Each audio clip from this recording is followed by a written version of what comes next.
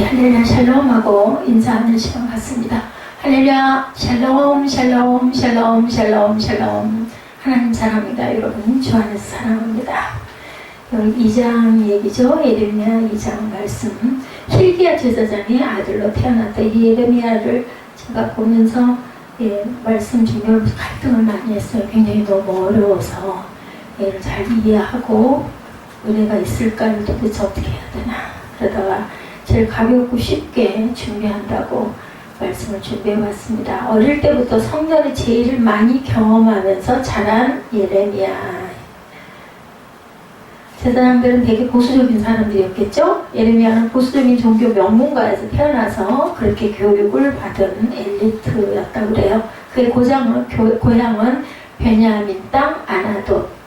그곳은 예루살렘에서 아주 가깝고 예루살렘을 중심으로 벌어지는 국내의 정치 상황을 접할 기회가 예레미야는 많았고 세상이 어떻게 돌아가는지를 잘 알고 있었던 예레미야. 예레미야 1장 2, 3절은 그가 소명을 받고 선지자로 활동하던 시대를 이렇게 설명합니다. 우리 장절 나올 때 열심히 찾아서 우리 읽어가면서 따라가죠. 2절, 예레미야 1장 2절 3절 함께 읽습니다. 아몬의 아들 유다왕 요시야가 다스린 지 13년에 여호와의 말씀이 예레미야에게 임하였고 요시야의 아들 유다의 왕 여호야김 시대로부터 요시야의 아들 유다의 왕 시드기야의 11년 말까지 5월에 예루살렘에 사로잡혀 거기까지 임하니라. 왜 안 읽으세요? 예레미야 1장 2, 3절입니다. 여기서 세 명의 왕이 등장하죠. 요시야, 야외김, 시드기야 왕. 세 사람의 왕들이 등장을 합니다. 말씀을 읽고 따라가야 여러분들이 조금 이해가 좀 도움이 되실 거고 지루하지 않으실 거예요. 요시야는 8살의 어린 나이로 기원전 예수님 오시기 전이죠. 640년에 유대의 왕위에 오릅니다. 그러니까 예를 들면 예수님 오시기 2000년 전이라고 그러면 거의 한 2000년, 600~700년 그 전에 있었던 왕이다. 요시야 8살에 왕위에 올랐어요. 유대의 왕위에. 예레미야는 요시야와 나이가 굉장히 비슷하다고 합니다. 요시야 제위 13년, 그러니까 기원전 627년, 제위 8살에 제위에 올랐으니까 나이가 몇 살이겠어요? 21살이겠죠? 예레미야는 21살의 나이로 하나님으로부터 소명, 같은 나이, 요시야의 왕과 같은 나이죠. 21살. 그때부터 말씀을 선포하기 시작을 했다. 21살 때부터 말씀 선포를 시작을 하는데 예레미야는 가문이 굉장히 그 명문가에서 태어나서 교육을 잘 받은 엘리트, 그리고 고향은 베냐민 땅 아나돗. 예레미야가 눈물의 선지자입니다. 그래서 그때부터 말씀을 선포하기 시작했는데 요시야 왕은 예레미야가 말씀을 선포하기 시작한 5년 뒤, 그러니까는 21살이 26살 정도 됐을 때 5년 뒤부터 26, 7살 되었을 때가 개혁운동에 박차를 가합니다. 누가? 요시야 왕이 나이가 이제 먹었어요. 8살에 지위를 해서. 그게 고대 유대 역사에서 가장 중요한 사건이 된다고 그래요. 요시야의 개혁운동이 중요한 사건. 개혁은 하나님 말씀으로 돌아가자, 이것이었다고 합니다. 이 운동이 성공했다면 유대의 역사도 다르게 전개될 수도 있었을 것인데 요시야 왕의 선택의 순간이 왔습니다. 유브라데스 강을 가운데 두고 남쪽에 이집트와 북쪽에 바벨론이 전쟁을 벌이기 시작한 사건이 일어납니다. 이집트와 바벨론의 전쟁. 두 나라는 모두 당대에 굉장히 막강한 힘을 자랑하고 영향력을 끼치던 그런 나라죠. 여러분들도 아시죠? 이집트와 바벨론. 당시 유대가 처한 상황은 일본과 중국, 일본과 러시아 사이에 끼어있던 우리나라와 이시조선의 말기의 형국과 굉장히 비슷했다고 합니다. 요시야는 바벨론 편에 섰어요. 유브라데 강으로 밀고 올라오는 이집트의 파라오 느곱과 맞붙어서 같이 싸우게 됩니다. 요시야에게 무슨 배짱이 있었는지는 모르겠지만 어느 정도 버티면 바벨론이 내려와서 구해주려니 이렇게 생각을 했다는 거죠. 그 전쟁에서 요시야는 죽고 맙니다. 요시야 왕 27살에. 그때가 개혁을 시작한 지 13년밖에 되지 않는 기원전 609년. 그때 그의 나이가 39살이었다고 합니다. 이집트의 파라오 느고는 자기 마음대로 요시야의 아들 여호아스를 폐위시키고 그의 동생 야외기문을 유다의 왕으로 세웁니다. 역사적인 이야기입니다. 자기 말을 잘 들을 사람을 왕으로 세웠어요. 여호야김은 왕의 자질이 굉장히 부족한 사람이었고 바로 구절에 두 번째로 언급된 유대의 왕, 두 번째 왕, 유대의 왕입니다. 그렇게 억지로 나라가 가다가 결국 위 본문에서 세 번째로 거론된 시드기야 제위 11년 요시야가 전쟁터에서 험하게 죽은 지 22년 만인 기원전 587년에 바벨론에 의해서 예루살렘이 함락이 되고 맙니다. 왕족을 비롯해서 귀족들과 사회 지도층 인사들은 모두 바벨론 포로로 잡혀가죠. 유대 땅은 바벨론 총독이 와서 다스립니다. 이제 나라가 없어진 거 여러분들 아시죠? 바벨론 포로 70년 생활이 시작된 거예요. 예레미야는 바로 이 시기에 40년 동안 하나님 말씀을 선포한 선지자. 몇 살부터? 21살부터 20년 동안. 그의 나이 20대 초로부터 시작해서 40년 동안 60대 초까지 20년이 아니라 40년 동안 정서적으로 예민하고 시대를 보는 눈이 남다르게 연민한 예레미야는 불운한 눈물의 선지자가 되고 맙니다. 왜냐하면 그때 나라 정세가 그렇게 암울하고 암흑 같고 그리고 굉장히 깜깜한 시대였기 때문에 그때 외친 예레미야의 그 말들이 이스라엘 백성들에게는 굉장히 독이 됐기 때문에 다들 싫어했어요. 예, 그는 풍전등화 같은 조국의 운명을 예감하죠. 예민했으니까. 남이 눈치채지 못한 민족의 어떤 불행을 내다본다는 것은 굉장히 고통이에요. 알 수 없고 볼 수 없는 걸 나 혼자만 보고 알고 그리고 아무도 이해하지도 않고 믿을 수도 없는 것들을 선포할 수밖에 없어. 누가? 하나님께서 명령하셨기 때문에 내가 원해서 하는 게 아니에요. 그죠? 고통스러웠을 것 같습니다. 이는 마치 자기 가족이 치료 불가능한 말기 암에 걸렸다는 사실을 알게 된 의사의 심정과 같겠습니다. 그래서 그에게 눈물의 선지자라는 이름이 붙죠. 더 큰 고통은 조국의 암담한 운명을 감출 수가 없었다라는 것.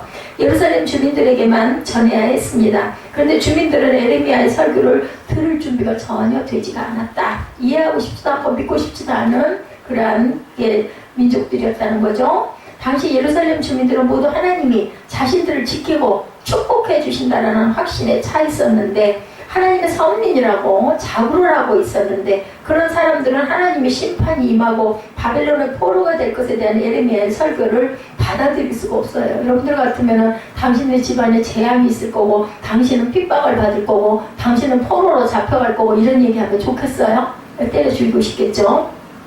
나는 절대로 그렇게 생각하지 않는데 예레미야가 살아있을 때는 아무도 예레미야의 말에 귀를 기울이지 않았어요.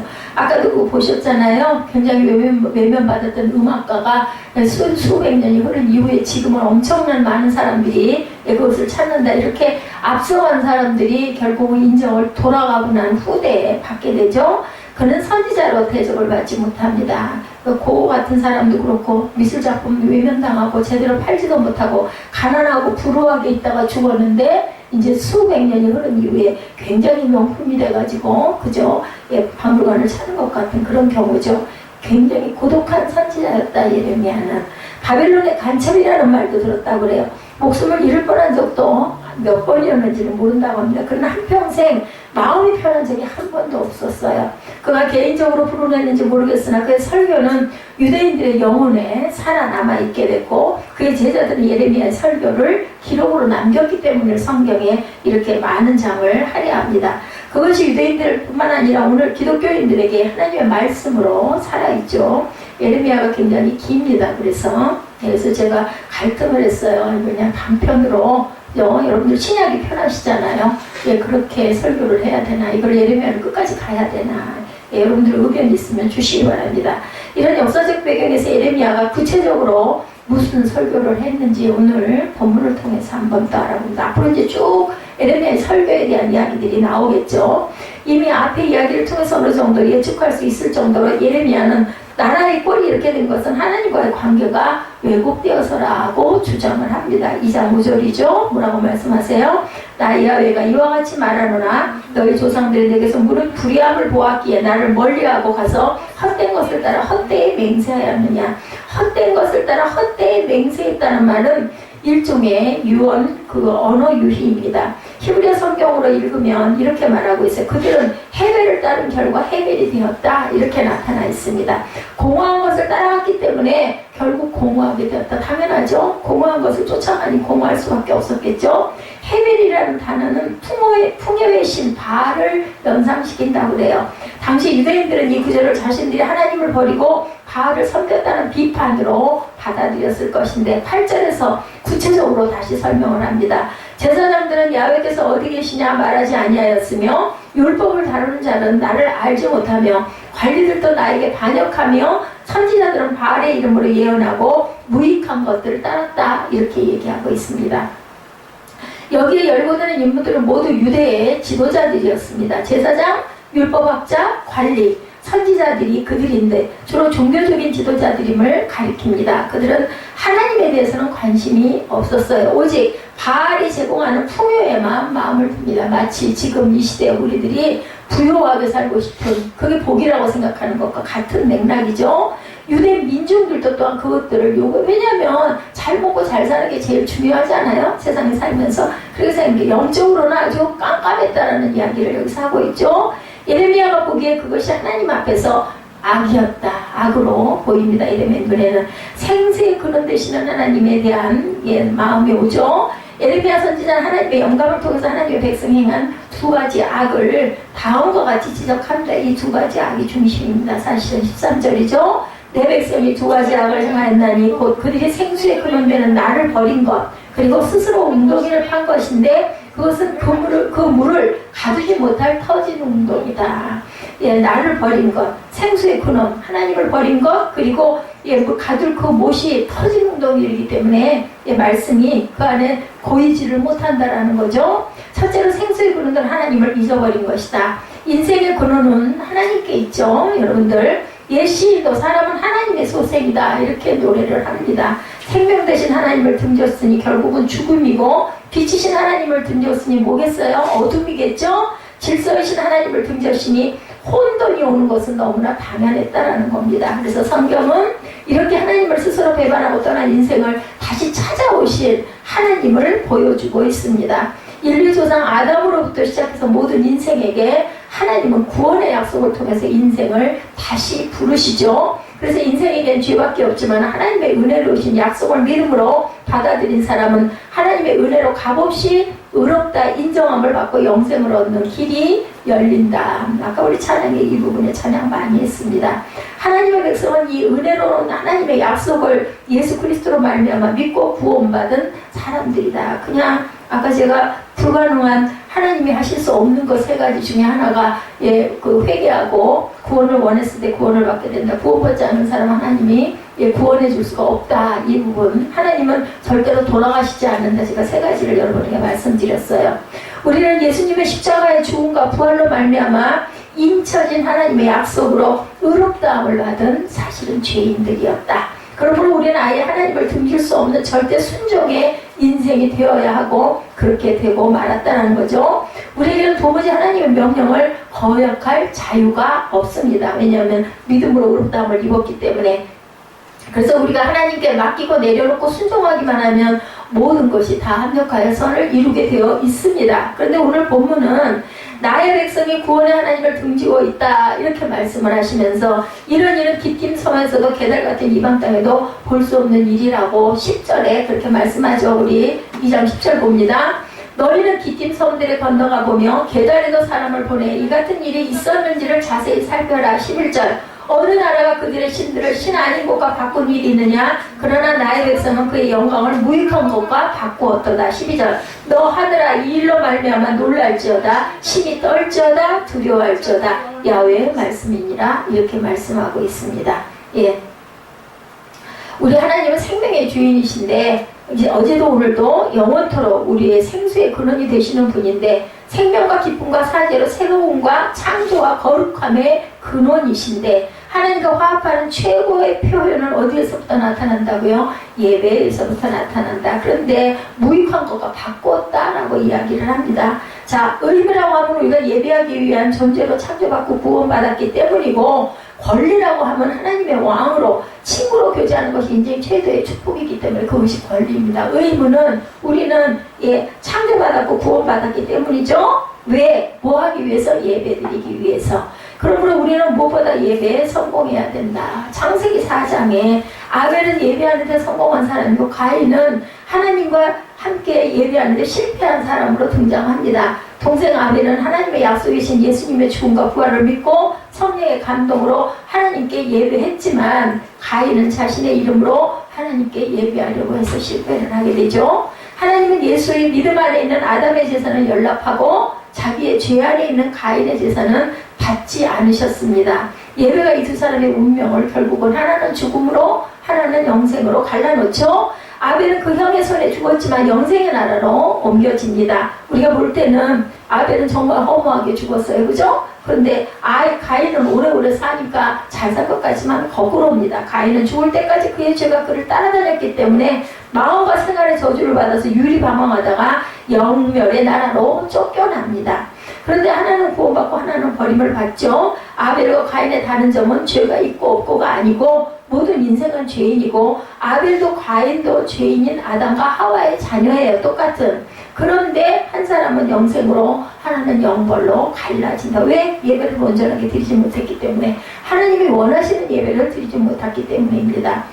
네, 극가닥은 예배에 성공하고 실패하는 차이다. 간단하게 얘기를 하면. 그래서 요한복음 4장에 예수께서 죄 많은 사마리아 여자에게 말씀하시죠. 예, 4장 21절 23절에 여자의 내 말을 믿으라. 예배는 장소가 중요하지 않다. 아버지께 참되게 예배하는 자들은 영과 진리로 예배할 때가 오나니 곧 이때라. 아버지께서는 자기에게 이렇게 예배하는 자들을 찾으신다. 이렇게 말씀합니다. 지금 내가 예수를 믿으면 진리의 아들이 되고 내 심령이 성령님의 감화 가운데 생수의 그런 데는 하나님께 나아갈 수가 있다는 겁니다. 하나님께 예배드리는 특권을 누리며 살아가게 될 것이다. 예수님은 또 말씀하시죠. 13절 14절에 요한복음 4장 여자의 이 물을 마시는 자마다 다시 목마르려니와 내가 주는 물을 마시는 자는 영원히 목마르지 아니하리니 내가 주는 물은 그 속에 영생하도록 솟아나는 샘물이 되리라고 말씀을 하시죠. 예수 안에서 하나님께 예배하며 살아가야 된다. 하나님을 등지고 살 수 없는 존재들이 바로 예수 믿는 너희들이다. 이사야 55장에 생수의 근원 되는 하나님께서 오늘도 여전히 우리에게 말씀을 하세요. 55장에 보면 1절에서 5절이죠. 우리 이사야 55장 1절에서 5절 찾아서 함께 합독하도록 합니다. 이사야 55장 1절에서 5절입니다. 함께 합독합니다. 오호라 너희 모든 목마른 자들아 물로 나오라. 돈 없는 자도 오라. 너희는 와서 사 먹되 돈 없이 값 없이 와서 포도주와 젖을 사라. 너희가 어찌하여 양식이 아닌 것을 위하여 은을 달아주며 배부르게 하지 못한 것을 위하여 수고하느냐. 내게 듣고 들을지어다. 그리하면 너희가 좋은 것을 먹을 것이며 너희 자식들이 기름진 것으로 즐거움을 얻으리라. 너희는 귀를 기울이고 내게로 나와 들으라. 그리하면 너희 영혼이 살리라. 내가 너희를 위하여 영원한 언약을 맺으리니 곧 다윗에게 허락한 확신한 은혜이니라. 보라 내가 그를 만민에게 증인으로 세웠고 만민의 인도자와 명령자로 삼았나니 보라 내가 알지 못하는 나라를 내가 부를 것이며 너를 알지 못하는 나라가 내게로 달려올 것은 야훼 내 하나님 곧 이스라엘을 거룩하신 이로 말미암음이니라. 이는 그가 너를 영화롭게 하였느니라 라고 말씀을 합니다. 내게로 달려오면 너희를 하나님이 거룩하고 영화롭게 만들어 주시겠다고 약속을 하죠. 예수님 오시기 700년 전에 이사야가 외친 그러한 내용입니다. 예수께서 우리를 위해서 무한한 가치를 대신 지불했으니 오직 믿음과 감사함으로 믿으라. 그리하면 즐거움을 얻으리라. 영원히 살리라는 언약입니다.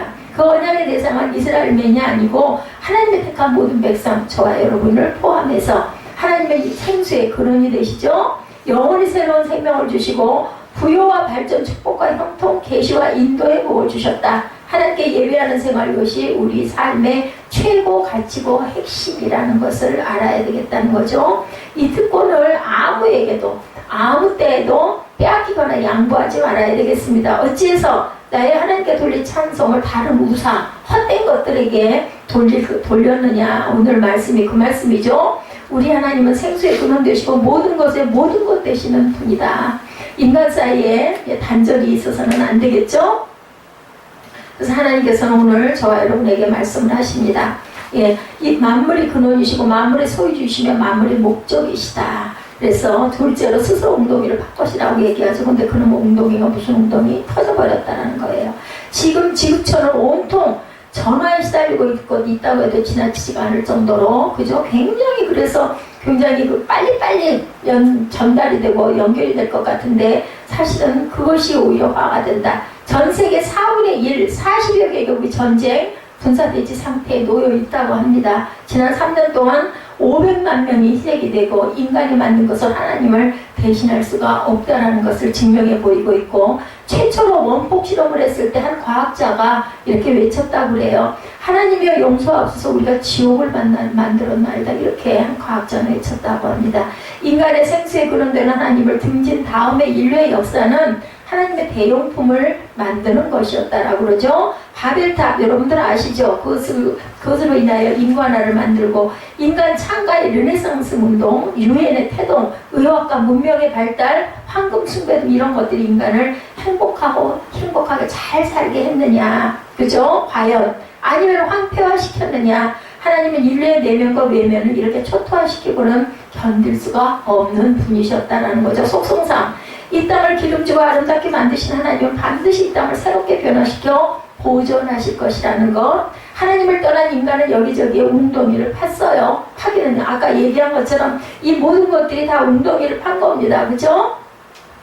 바벨탑, 그리고 르네상스 운동, 자, 유엔의 태동, 의학과 문명이 발달 좋은 거잖아요. 의학이 발달해야 되고 문명이 발달해야 되는 게 맞습니다. 황금 숭배, 오히려 황금이 많아서 나쁠 건 없죠. 이런 모든 게 사실은 웅덩이를 판 건데, 그 웅덩이가 온전한 웅덩이였으면 좋겠는데 본질을 잃어버린 터진 웅덩이가 됐다는 게 바로 문제라는 거죠. 하나님을 떠난 인간은 이렇게 웅덩이를 팠어요. 호텔을 짓고 공장을 짓고 술집을 짓고 병영을 만들기도 했습니다. 근데 이런 것들이 사람에게 생수를 주었느냐? 성경에서 말씀하시죠. 내 백성이 두 가지 악을 행하, 오늘 본문 중심 마지막 구절이죠. 13절. 악을 행하나니 그들의 생수의 근원은 나를 버린 것, 스스로 웅덩이를 팠는데 그것은 그 물을 가두지 못할 터진 웅덩이들이다. 인간이 판 웅덩이는 물을 저축하지 못한 터진 웅덩이라고 말씀을 합니다.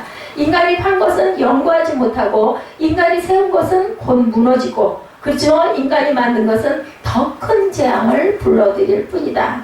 오늘 이 시대처럼 인간이 불안해하면서 교만한 시대는 이전에 없었다고 그래요. 이 지금 우리가 살아가고 있는 시대만큼 한없는 불안과 공포에 떨면서도 내일에 대한 아무런 생명의 확신이 없으면서도 여전히 인간은 자기가 만든 것을 자랑하고 신뢰하기를 그치지 않고 있다. 세월이 갈수록 인간의 심령은 더욱 공허해지고 생태 환경은 점점 더 나빠집니다. 그죠? 뭐 그런 말씀 하시더라고요. 올겨울이 춥대요. 그리고 얘기를 했더니 여름이 더워서 겨울도 추운 거죠? 하고 얘기가 대화가 이어집니다. 그랬더니 그 다음 얘기가 내년 여름은 더 덥대요. 어떻게 살까요? 깜빡합니다.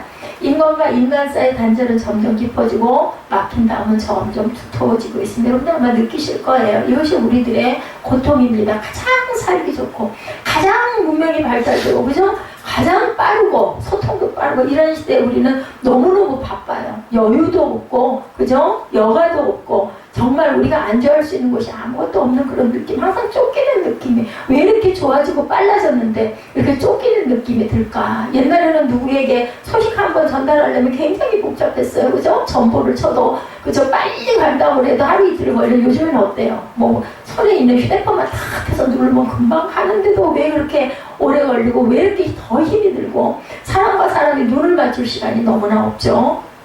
이렇게 사람이 만든 세상, 메이드 인 맨, 이런 곳에 우리는 결코 안주할 수가 없다. 하나님이 만드신 세계 메이드 인 갓으로 돌아가야 한다는 것이 바로 에레미야가 외친 본문의 말씀이라는 거. 여러분들 다른 건 다 기억하지 마시더라도 인간이 만든 모든 것은 그 물을 가두지 못하는 터진 웅덩이가 돼서 이렇다. 이 부분을 깨달아 아시기 바랍니다.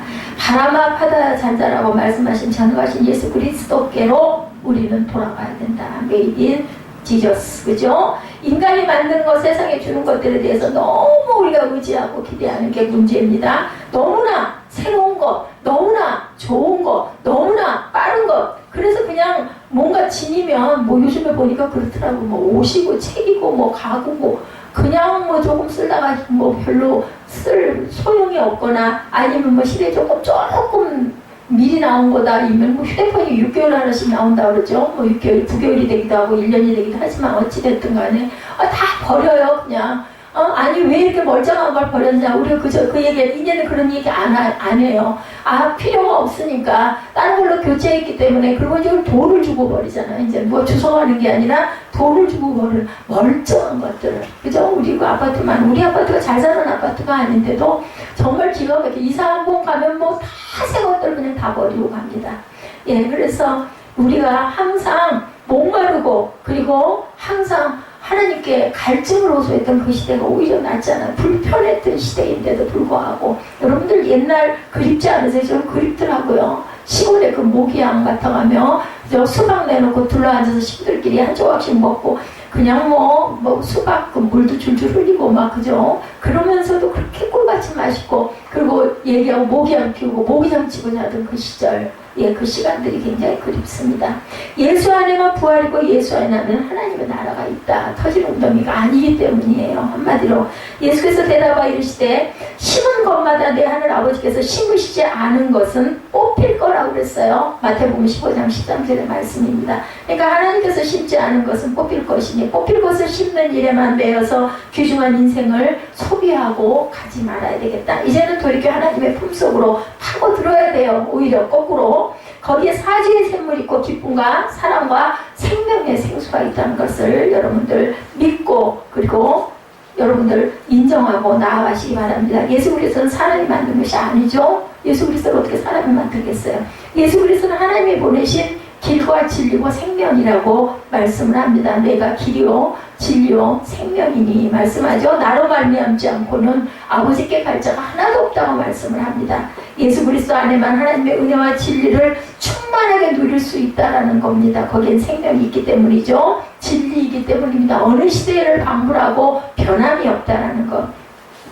사람이 서로 이기려고 대판 두 사람이 싸웠어요. 싸우고 난 다음 똑같이 괴롭죠. 싸우고 나서 기분 좋을 사람 아무도 없죠. 그때 느낀 것, 그들이 싸운 그 제자가 하나님의 말씀을 등진 거고 그 다음에 웅덩이를 팠는데 터진 웅덩이를 팠다라는 결과입니다. 서로에게 기대를 걸고 싸우고 이겨서 승리의 기쁨을 쟁취하려고 했는데 그것에 나온 것은 더러운 물, 마실 수 없는 물, 마시면 죽는 독이 넘쳐나올 뿐이다. 싸워가지고 좋을 사람은 이겨도 별로 좋지가 않죠. 이런 게 얻은 것보다 많습니다. 서로 주변야 속이 시원할 것만 같은데 그들은 하나님의 말씀을 마음속에 두지 않았기 때문이라는 거죠. 달라야 되겠죠? 상대방을 만든 하나님을 인정하지 않습니다.